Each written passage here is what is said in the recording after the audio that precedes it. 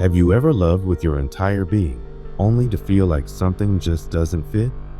That the more you give of yourself, the further you drift from what she truly desires. Rest assured, you're not alone. There's an uncomfortable truth no one dares to speak, yet it permeates thousands of relationships. A truth Nietzsche saw with brutal honesty, not just observed, but shouted to the world unfiltered and unadorned. This truth, which most prefer to ignore, concerns how we love, what we expect from others, and above all, what we sacrifice out of fear of not being enough. What you'll encounter here isn't some easy recipe or feel-good story with a happy ending. It's a profound, mercilessly honest examination of love, attraction, and the very essence of masculinity when confronted with feminine desire. If this has already made you pause, pay close attention, because what follows might fundamentally alter how you view relationships. Together, let's unearth one of the most hidden yet necessary truths a man can hear. Prepare yourself. What you're about to discover could challenge everything you thought you knew about love. No one dares speak the truth about women. Not in books, not in movies, not in those heartbreak songs people cry to at 2 a.m. Why? Because the truth isn't comfortable. It doesn't come wrapped in sweet phrases or fairy tale endings. The truth is raw, uncomfortable, and painful, especially to the male ego. But Nietzsche never cared about being comfortable. He didn't write to please. He wrote to rebel, to tear away the veil, even if it meant shredding it to pieces. When Nietzsche spoke of love, particularly men's love for women, he wasn't distracted by Valentine's Day flowers or romantic dinners. He looked deeper, at the instincts behind the perfume, the primal essence beneath the smile, and he declared something many still deny. Men and women don't love the same way. This remains a truth few dare to accept, even though it stings. Modern men still believe love means complete surrender, that if they give enough time, attention, affection, and vulnerability, they'll be loved in return. They believe pure love is the highest form of devotion. But to Nietzsche, this wasn't love. It was neediness, surrender. And surrender doesn't inspire. It doesn't generate desire. A man who gives himself completely doesn't gain admiration. He loses respect. When you declare, "You're my everything," what she hears is, "Without you, I'm nothing." That extinguishes the flame. When a man says, "I can't live without you," what she understands is, "I have no life without you." That kind of dependence doesn't captivate, it exhausts. Nietzsche didn't claim the problem with love was a lack of feeling. He argued relationships failed due to the absence of true friendship, not some soft, comfortable camaraderie, but one grounded in respect, equality, and the strength of two complete individuals choosing each other without self-negation. That is love. Today, many men believe winning a woman's heart requires becoming more docile, more accommodating, more what she wants. In their quest for approval, they dim their fire, trading passion for peace, vision for companionship, strength for acceptance. Unwittingly, they transform into the very man she no longer desires. Because while she might say she wants a good man, what truly moves her runs deeper. Nietzsche understood this clearly. A woman may claim she seeks tenderness, but what she truly desires is power, not control or wealth, but inner strength, presence, direction, self-respect. She doesn't fall for the man who needs her. She falls for the one who chooses her without needing her. The man who could have anyone yet sees something singular in her. That's what makes her feel truly desired. Women operate on instinct, and one of their strongest instincts is admiration. When a woman admires, she loves. When admiration fades, she withdraws. This isn't earned through gifts or daily good morning texts. It comes from who you are when no one's watching, your convictions, your calm amidst chaos, your silent strength when others lose their heads, your ability to walk away when respect is lost. It's the polarity between two distinct energies. But when a man relinquishes his strength to become more acceptable, he isn't building intimacy, he's killing attraction. He becomes what Nietzsche warned against, a man who forgets himself. For Nietzsche, the highest form of love wasn't two broken people clinging together, afraid of being alone. It was the conscious, daily choice between two whole individuals, not from need, but from abundance. He saw love as a battle, a dance between impulses, ideals, and contradictions. In this arena, the man who keeps his soul intact, who refuses to bend for love, is the one who wins her deepest heart. But here's what most men forget. You can't fake strength. You can't pretend to have direction or self-worth. Either you do or you don't. If you don't, no poem, gift, or strategy will change how she feels. Women don't just hear words. They sense your energy. They know when you're centered and when you're lost. Nietzsche viewed women as masters at perceiving this. He didn't see them as fragile or simple, but as profoundly sensitive, precise, emotionally attuned beings. Not manipulative by nature, but possessing intuition so sharp they can detect weakness in seconds. That's why he believed love wasn't for the weak, not for the man who abandons his path when she enters his life, but for the one who keeps walking, with or without her, without losing his center. Because deep down, she doesn't want to be the reason you stop. She wants to be the woman walking beside you as you ascend. She doesn't want you to extinguish your fire for her sake. She wants to know that if you choose to stay, it's from your fullness, not your lack. That, not your dependence, not your neediness, but your freedom to remain yourself, is what makes her feel special. So if you'd ask Nietzsche how to win a woman's heart, he'd never say, "Be nice." He'd tell you, "Be sovereign. Keep moving. Stand firm. Let her see you building your world with steady hands and clear vision. If you invite her in, let it be as a companion, not a trophy. Don't beg for love. Don't sacrifice your purpose for attention. Don't shrink so she feels bigger. The moment you abandon your center, you don't become more lovable, you become invisible." She may never say it outright. She might still smile, hug you at night, even say, "I love you." But something inside her begins to fade. Not because she stopped caring, but because you stopped being you. You stopped building. You stopped advancing, and respect slipped away. Nietzsche grasped with brutal clarity. True love isn't won by proving your devotion. It's earned by demonstrating you won't break, that you can love without halting your progress, be present without ceasing to be yourself. So stand firm, stay your course, not because you don't value her, but because you know your worth isn't contingent on her approval.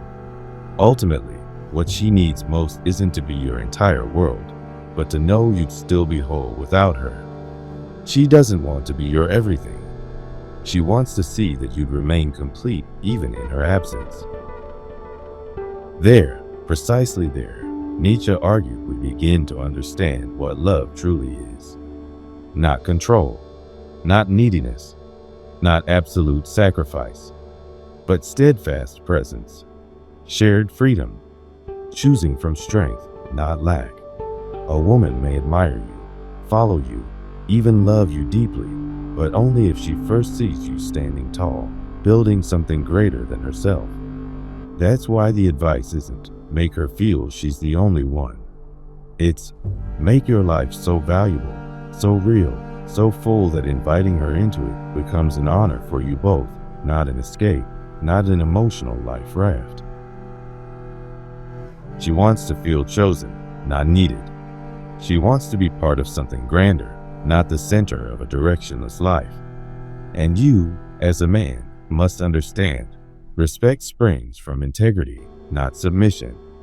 Because true appeal isn't in external details, it's in your energy, your focus, your silence when you don't need to explain yourself. It's in your steadiness when the world demands you yield, your ability to stay your course without losing yourself in her. That's the man remembered. That's the man who leaves a mark. That's the man who awakens respect, admiration, and yes, desire too. So this isn't about being good in the conventional sense. It's about being real, strong without hardness, directed without arrogance, clear, whole, brave enough to stand firm on your path, even when love knocks at your door. Because if you must lose yourself to keep her, you lost her from the start, and worse, you lost yourself. The love Nietzsche envisioned, noble, brutal, and real, wasn't for men who bend. It was for those who choose themselves first, not from ego, but from truth. Because only those who belong to themselves can truly belong to another. You weren't made to beg. You were made to build. And if she chooses to walk beside you, let it be because she recognizes a man who never stopped walking. Nietzsche believed all true love demands sacrifice, but not of the soul. The real sacrifice isn't kneeling. It's daring to remain upright even if it means she leaves. Because if staying requires your destruction, that isn't love, it's emotional slavery with a pretty name. Many men make this mistake. They construct their entire identity around the love they receive. They feel valuable only when chosen, measure themselves by attention gained, by sweet words bestowed.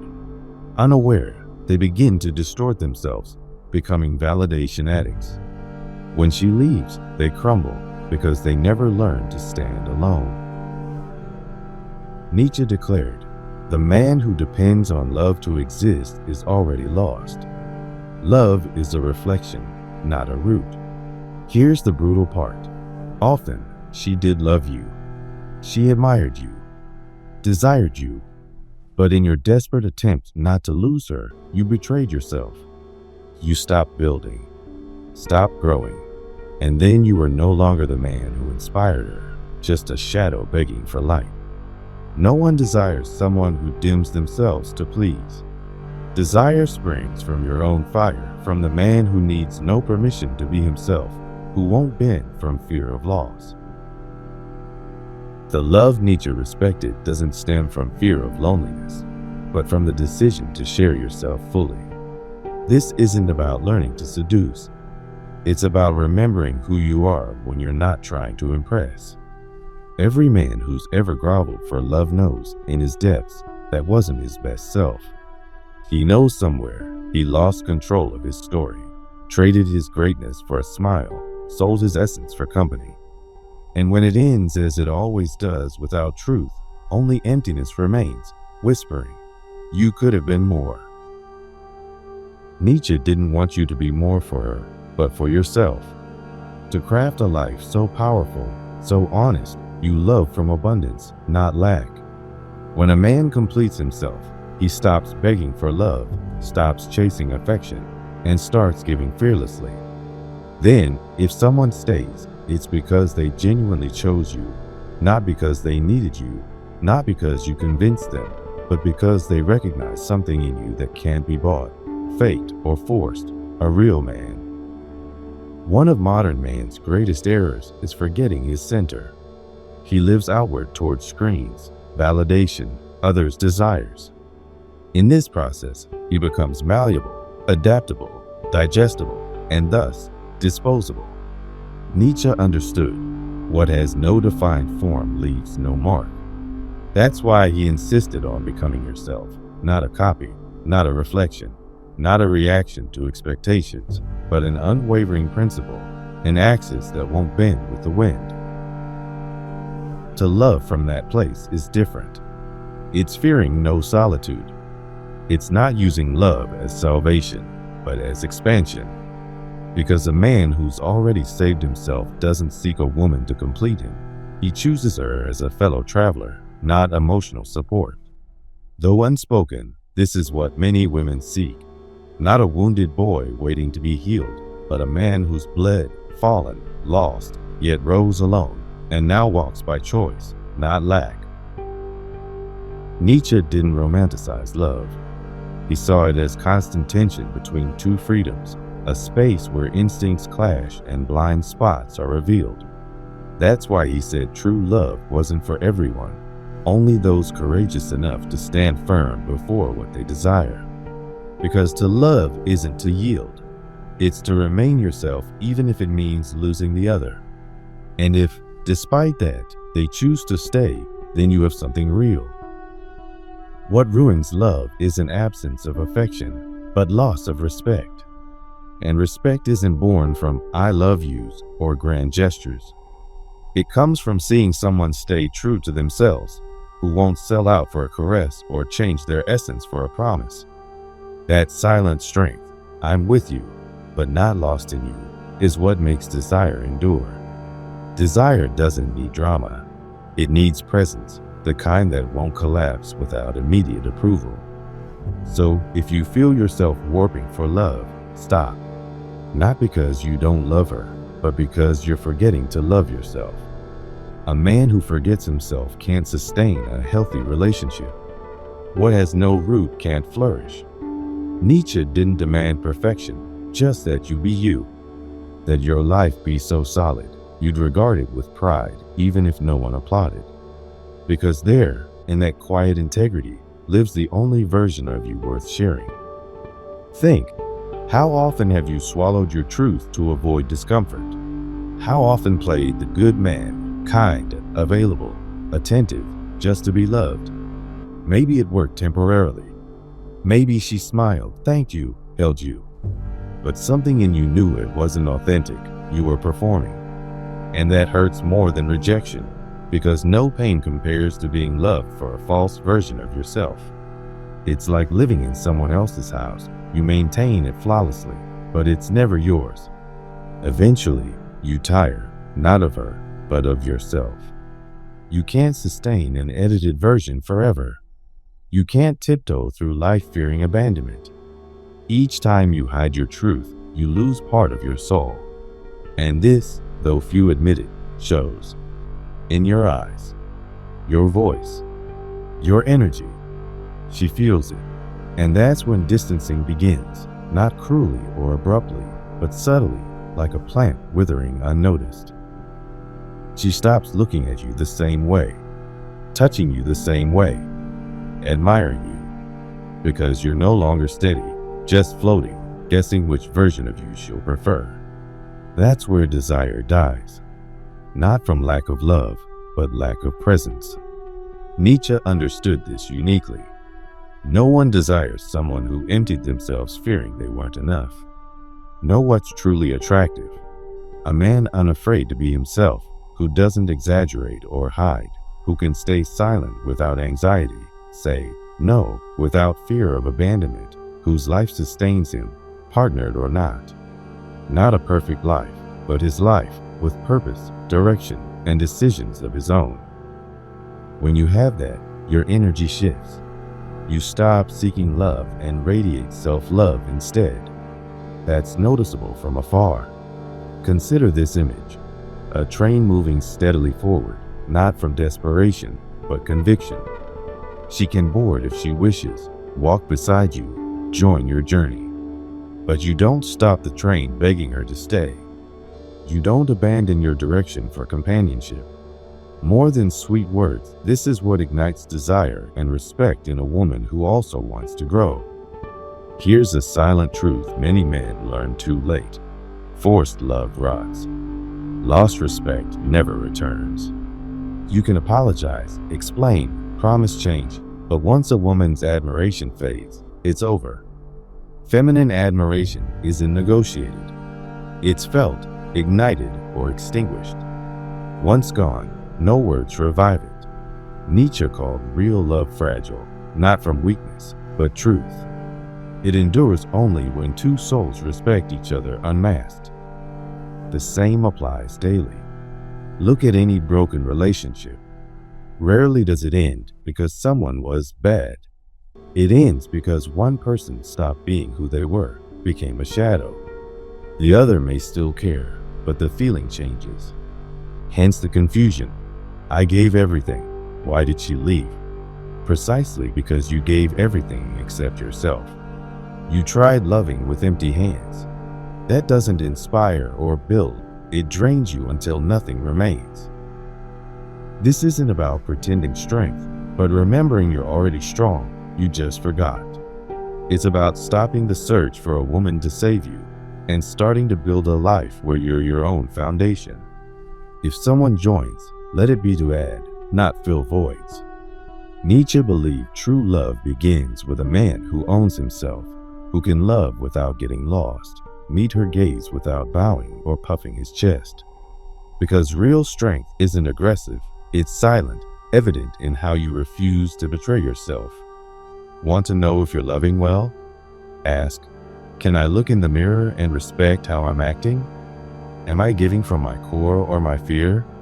If the answer unsettles you, there's your sign. Because real love starts within, in how you treat, speak to, and sustain yourself when no one else does. From that unshaken core emerges a presence never forgotten. The man who needs no convincing simply transmits truth. And truth is magnetic. Remember, women aren't seeking someone to worship them. They want a man who respects himself so deeply, his respect becomes contagious, whose presence uplifts rather than burdens, whose fire neither consumes nor extinguishes. The man who keeps his flame alive, unbent, undisguised, unyielding, is the one who leaves his mark. Even if he departs, he's never forgotten.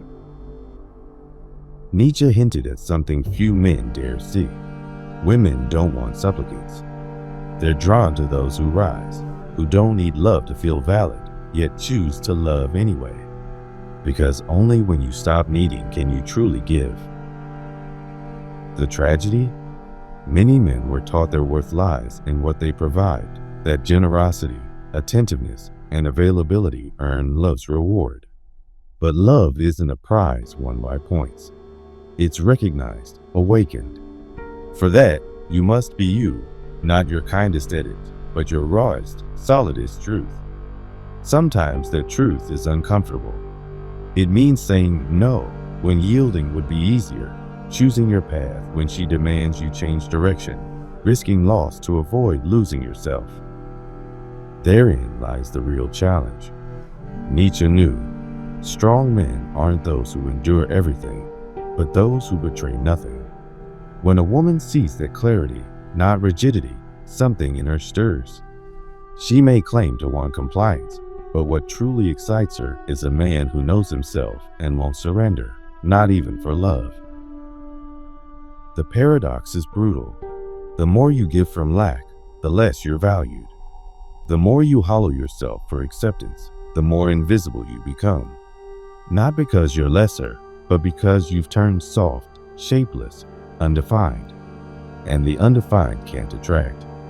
Nietzsche observed, what most captivates isn't conflict, but contrast, the dance between firmness and tenderness, direction and openness, strength and sensitivity. Sacrifice one to please with the other, and you lose what made you unique. You become predictable. And predictability doesn't seduce, it's tolerated until it bores. Many men can't grasp why women leave despite having everything. It wasn't from lack of love, but excess of misguided giving. She didn't want to be your goddess, your everything. She wanted to admire you, watch you grow. Instead, you stalled, fearing to displease her, stopped advancing lest you lose her. In doing so, you sacrificed something deeper, your integrity. Even unspoken, she feels it in how her gaze changes, how her desire dries up. Because love without respect can't survive, and respect isn't begged, it's embodied. Nietzsche didn't hate women, nor idolize them. He understood them, their light and shadows alike. He recognized their need to admire, their impulse to test men, not for malice, but to verify authenticity. Fail every test, bend to every whim, and you don't win her heart, you forfeit her instinct. Because ultimately, a woman needs to trust you, not just when skies are clear, But when she becomes the storm, can your center withstand her chaos? If not, she may still care, but the respect is gone. In the end, Nietzsche's goal wasn't teaching men to conquer women. His vision was deeper. He wanted men to find themselves before seeking to be found. Because as long as you chase external validation for what you won't give yourself, you're doomed to be enslaved by your own emptiness. He knew love isn't guaranteed or destined, it's a consequence. The result of becoming someone worthy of love for who you are, not what you provide. Modern man's tragedy isn't inadequacy, it's not knowing he's enough. It's begging with his heart for what he should build with his backbone. Because when you give from lack, what you offer isn't love, it's hunger. And emotional hunger doesn't build bonds, it devours them. That's why Nietzsche emphasized will, not to dominate others, but yourself. The capacity to persist, to affirm your existence, even when love and the world say no. Understand this, and you'll see why so many relationships fail despite seeming perfect. Wanting isn't enough. Saying I love you isn't enough if it springs from fear of loneliness. Authentic love is free, rebellious. It neither submits nor pleads. That, hard as it is to swallow, explains why women often leave without reason. Something in them senses you're not a firm man, but someone who builds his whole identity around their presence. That doesn't attract, it terrifies. Nietzsche didn't urge us to harden or scorn love. He called us back to our axis, to stop betraying ourselves, to quit building castles on others' foundations. Only from that deep, personal root can you share something real, not from need or void, but free choice. And if that choice holds even when it hurts, even if it means losing what you crave most, then you're loving truly. Because love without freedom isn't love, it's dependency masked as romance. Perhaps this is the most uncomfortable lesson. The most powerful love isn't always what stays. Sometimes, it's what leaves rather than betray its essence. Some bonds must be released so your truth won't wither. Nietzsche knew the price of integrity might be solitude, but it's a fair price. There's silent dignity in standing when every fiber wants to kneel for love. The man who gets this doesn't love less, but deeper. No longer from illusion, but lucidity. No longer losing himself in promises, tales, or roles. He loves undisguised, needing neither rescue nor to rescue. From that place, even if love ends, even if she goes, he continues. Not from pride or coldness, but because his path depends on no one. His identity won't unravel with goodbye. His fire won't die with, I don't love you anymore. Nietzsche didn't teach us how to love to be loved. He showed how to live so authentically that even unloved, we walk head high. Because the love worth having doesn't complete us, it respects us. It springs from two whole souls meeting without losing themselves, choosing without needing, enduring storms not from necessity, but decision. And that though it pains is closest to truth.